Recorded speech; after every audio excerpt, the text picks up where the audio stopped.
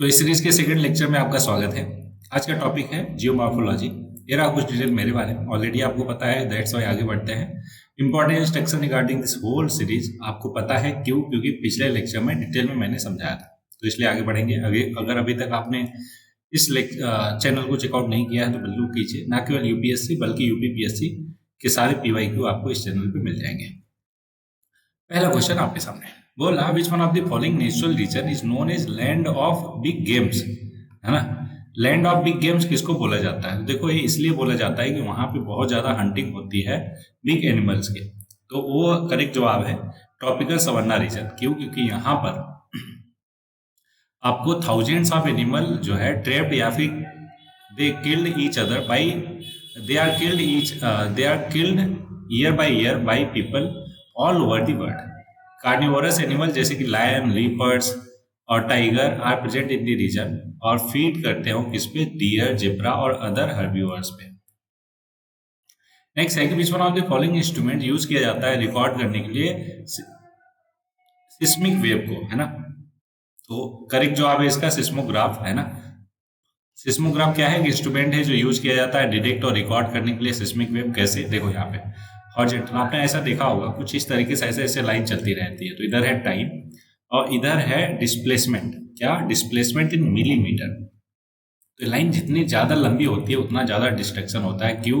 क्योंकि उतना ज्यादा डिस्प्लेसमेंट होता है टाइम के साथ, ठीक है। Seismic wave are propagating vibration जो कैरी करती है energy from the source of an earthquake outward in all direction. They travel through the interior of the earth और can be measured with seismographs. Seismometer क्या है? Internal part है किसका? Seismograph का। सिस्मोग्राम जो है एक recording of the ground shaking होता है at the specific location of the instrument. On the seismogram the horizontal axis measure करता है टाइम इन सेकेंड, जो अभी ऊपर बताया मैंने। वर्टिकल एक्सिस मेजर करता है ground displacement in millimetre. Seismoscope क्या है? इंस्ट्रूमेंट है जो that gives a qualitative measure of oscillatory motion जो प्रोड्यूस किया जाता है बाय एन अर्थक्वेक या फिर other disturbance of the earth surface. Unlike the seismograph it lacks the device to calibrate the time. अगला है which one of the following is the highest volcanic mountain in the world. तो इसको आपको क्या करना है, नाम में भी उसके टॉल है और सच में वो सबसे ज्यादा टॉलेस्ट है। That's why highest volcanic mountain है कहाँ पे? कौन है? माउंट टाल है, ठीक है। अब सारे माउंटेन के बारे में ध्यान में रख लेते हैं कि माउंट पिनाटुबो जो है एक स्ट्रेटो वोल्केनो है जो कहाँ पे है? जम्बेल्स माउंटेन ऑफ लुजोन में, फिलीपींस में है। लगभग 100 north west of Manila, 100 kilometre north west of Manila. The current height जो है पिनाटुबो का वो इतना मीटर है और ये लोअर है then pre eruption height of इतना। पहले जो इरप्ट होता था वो कितना था? इतना था। अभी 1486 मीटर रह गया है। अगला है किलिमिंजारो। जो माउंट किलिमिंजारो है वो तंजानिया में आपको देखने को मिलेगा। इसकी हाइट इतनी है, बस इतना ध्यान में रखो। सी ऑप्शन है माउंट टाल जो है उसको ओजोस डेल सलाडो भी बोलते हैं, जो कि हाईएस्ट वोल्केनिक माउंटेन है पूरे वर्ल्ड में, जिसका एलिवेशन, समिट का एलिवेशन है 6893 मीटर्स। और कहाँ पे है ये? अर्जेंटीना और चीन के बॉर्डर पे, जो कि एंडीज माउंटेन में लाई करता है। चौथा गलत है, तीसरा सही हो गया। ऑब्वियसली चौथा गलत होगा। कोटोपैक्सी जो है एक एक्टिव स्ट्रेटो वोल्केनो है कहाँ पे? Andes mountain. ये भी लोकेटेड है एंडीज माउंटेन में बट इक्वाडोर में, ठीक है। हाँ, उसका भी हाइट अगर आपको ध्यान में हो जाए तो और अच्छी बात है। नेक्स्ट क्वेश्चन पे आगे आते हैं। यहाँ पे लिस्ट 1 है, यहाँ पे लिस्ट 2 है। तो एकोन गेहुआ, होपफुली प्रोनाउंसिएशन मेरा ठीक है, कहाँ पे मिलेगा आपको? अर्जेंटीना में मिल जाएगा। और अभी किलिमिंजारो हमने पढ़ा ही, कहाँ पे है? तंजानिया में है। तो 1 और 3, सी का 1 और 3 कौन सा ऑप्शन हो गया? डी। कि माउंट किनाबालू जो है वो आपको मलेशिया में देखने को मिलेगा और इल्बर्स जो है ईरान में मिलेगा। क्या करना है आपको? ये माउंटेन का नाम और कहाँ पे वो लोकेटेड है ये आपको ध्यान में होना चाहिए, ठीक है। चलो आगे बढ़ जाते हैं नेक्स्ट क्वेश्चन पे। फिर से वोल्केनो आ गया और कंट्री है। तो देखो सबसे आसान है इटना। इटना इटली से है ना, मैच कर रहा है ना, तो इसके लिए इसका करेक्ट जवाब इटली ही है। तो माउंट इटना कहाँ पे है? इटली में है। समन काया की बात किया जाए, किसका? समन काया। मान लो याद नहीं आ रहा, लेकिन मेरापी तो याद आ रहा होगा। कहाँ पे है मेरापी? मेरापी है इंडोनेशिया में। और कोलिमा जो है, कोलिमा है आई थिंक मैक्सिको में, ठीक है। कंफ्यूजन हो रहा है यहाँ पे, देख लेते हैं एक बार। तो ये बचेगा क्या, 2, तो 2 1 4 3 देख लेते हैं। तो पहला है सबनकाया, जो कि कहाँ पे है, पेरू में है। हमने क्या किया था, पेरू ही किया था, वेरी गुड, ठीक है। और बी जो है माउंट एटना बता ही दिया, इटली में है। और कोलिमा जो है मेक्सिको में है, और मेरापी जो है वो इंडोनेशिया में। लोकेशन के साथ ध्यान रखना चाहिए उनका नाम भी। मोना लोआ एक एक्टिव वोल्केनो है, कहाँ पे देखने को मिलेगा, पैसिफिक ओशियन में मिलेगा, जो कि हवाई में सिचुएटेड है। क्या है, एक्टिव वोल्केनो है, कहाँ पे, आइलैंड ऑफ हवाई इन द पैसिफिक ओशियन। और ये लार्जेस्ट सब एरियल वोल्केनो है पूरे अर्थ पे, with a volume of over 18,000 cubic miles. Mona लोआ क्या है, also one of the most active volcano पूरे अर्थ पे है, having erupted over 30 times in the past 1500 year में। 30 टाइम्स है ना इरप्ट हुआ। मोना लोआ के बारे में कुछ और चीजें, कि सिल्ड वोल्केनो है, जिसका मतलब है कि उसका ब्रॉड जेंटल स्लोप है। Shield volcano are form by the, ये पता ही है आपको, eruption of fluid lava that flow long distances before it cools और सॉलिडिफाई।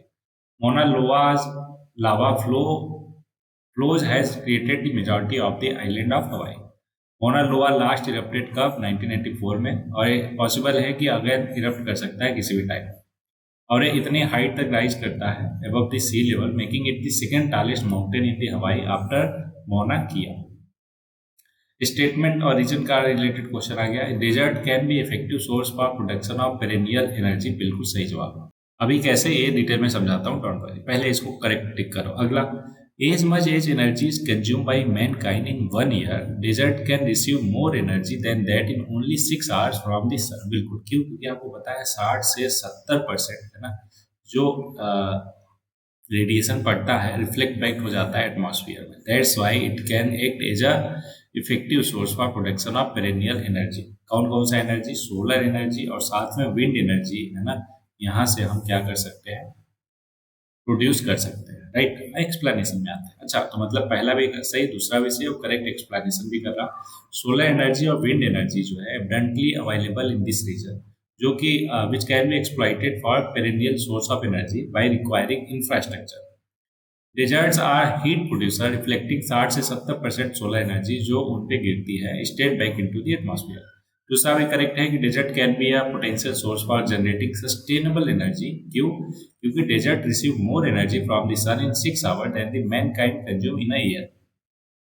स्टेटमेंट दूसरा जो है करेक्ट रीजन प्रोवाइड कर रहा है, इसलिए करेक्ट जवाब क्या हो जाएगा, option A.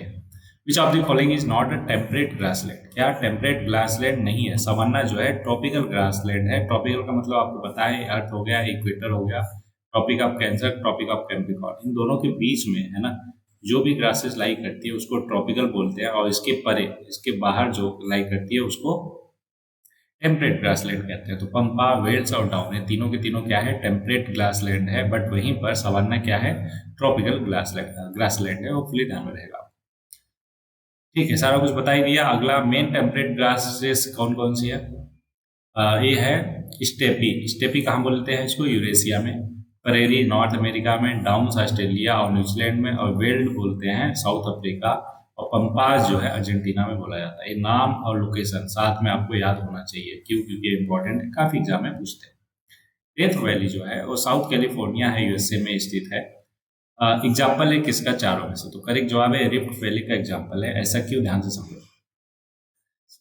It is the lowest, hottest और driest portion of the North American continent. Rift Valley is a lowland region जो होता है, जो फॉर्म होता है कब, जब जहाँ पे अर्थ की टेक्टोनिक प्लेट जो है एक दूसरे से दूर जाती है। कहाँ पे जाती है, दूर जाती है, एक इधर जा रही है, एक इधर जा रही है। तो यहाँ पे जो रिफ्ट बनता है, मतलब वैली बनती है, उसको रिफ्ट वैली बोलते हैं। एग्जाम्पल से देखो, यहाँ पे ये इधर जा रहा है ना, ये इधर जा रहा, एक दूसरे से दूर जा रहा, तो यहाँ पे क्या बन गया, रिफ्ट वैली सरफेस बन गया। ठीक है, और ये क्या हो गया, इरोडेड सरफेस रॉक्स हो गया।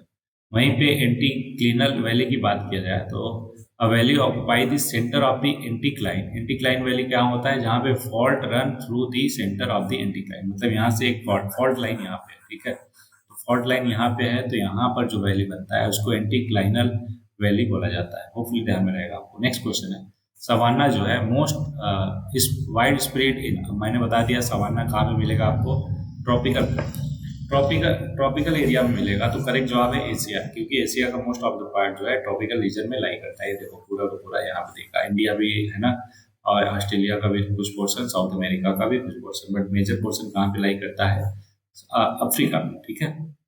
अगला है ring of fire is associated with, आपको पता है कि पैसिफिक ओशियन के चारों तरफ क्या है, ring of fire. Ring of fire क्यों बोलते हैं, क्योंकि वहां पे फ्रिक्वेंट अर्थक्वेक और वोल्केनोज आते रहते हैं। तो अर्थक्वेक, वोल्केनो, पैसिफिक ओशियन बिल्कुल, फॉरेस्ट फायर बिल्कुल नहीं, है ना। बाकी तीनों के तीनों कनेक्टेड है रिंग ऑफ फायर से, तो पहला ऑप्शन मतलब 1, 2 एंड 3 करेक्ट हो जाएगा। बता दिया मैंने कि लगभग 90% ऑफ अर्थ का अर्थक्वेक जो है वो रिंग ऑफ फायर पे आता है, ठीक है। नेक्स्ट है which of the following are active volcano, क्या एक्टिव वोल्केनो कौन कौन से हैं इन सब में। तो देखो, एनोकेगुआ भी है और कोटोप्सी भी है, इटना भी है, लेकिन फुजियामा नहीं है, ठीक है। पहला, दूसरा, तीसरा है क्या ऑप्शन में, ठीक है। ऑप्शन सी जो है, नहीं नहीं नहीं, माफ कीजिएगा, यहाँ पे गलती हुई है क्या, ये नहीं है, एको एकोन केगुआ नहीं है, बाकी तीनों के तीनों है। यहाँ पे मेरे से गलती हुई, माफ कीजिएगा। कोटापाक्सी एटना जो इटली में है, फुजियामा भी है ना, ये तीनों के तीनों क्या है, एक्टिव वोल्केनो है। बट एकोन गेगुआ जो है वो डोरमेंट हो चुका है। अभी हमने देखा कि ये पॉसिबल है कि इरप्ट कर सकता है फ्यूचर में, लेकिन फिलहाल के लिए डोरमेंट वोल्केनो है।